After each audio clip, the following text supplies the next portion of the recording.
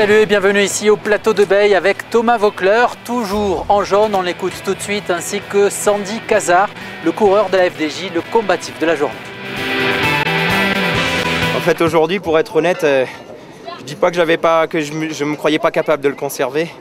Par contre, je m'imaginais le sauver pour quelques secondes, un peu comme en 2004, de là à finir avec les favoris alors qu'ils ont attaqué et tout.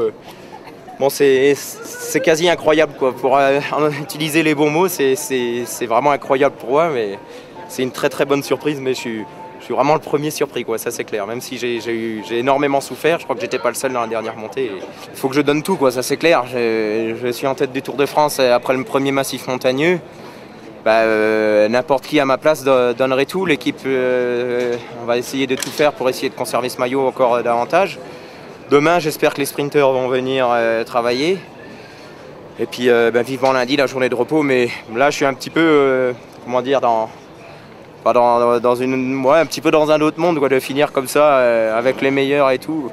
Pas sur un nuage, parce que je suis surpris. Pas sur un nuage, parce que j'ai passé l'âge de trop rêver. Mais oui, je suis extrêmement surpris, mais dans le bon sens, c'est bien. Ouais. Pour être honnête, je pense que je marche, j'ai les meilleures jambes que j'ai jamais eues, quoi, depuis le début de ma carrière.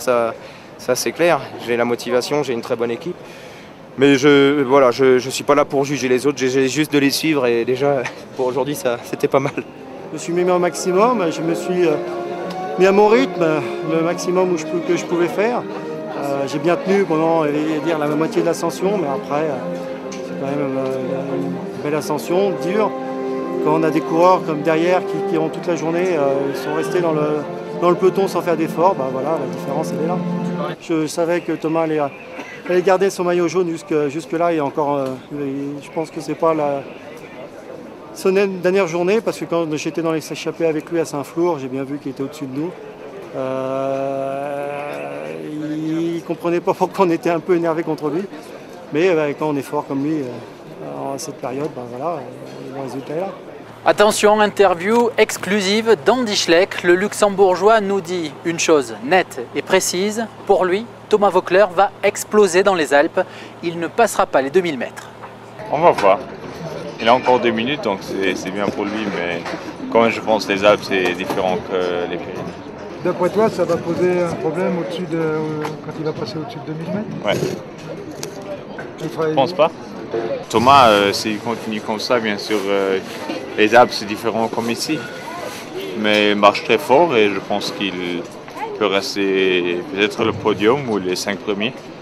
Mais par contre, je pense il y a Alberto, il y a Cadel, il y a Ivan et Samuel Sanchez qu'il ne faut pas oublier. C'est une étape très dure, mais quand même pas trop dure. Plateau de Beille, ça monte, mais c'est pas vraiment le pourcentage important, donc non, je suis pas déçu.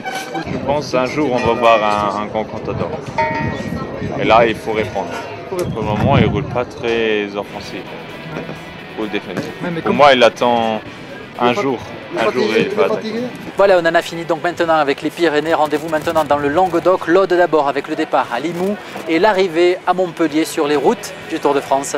Salut!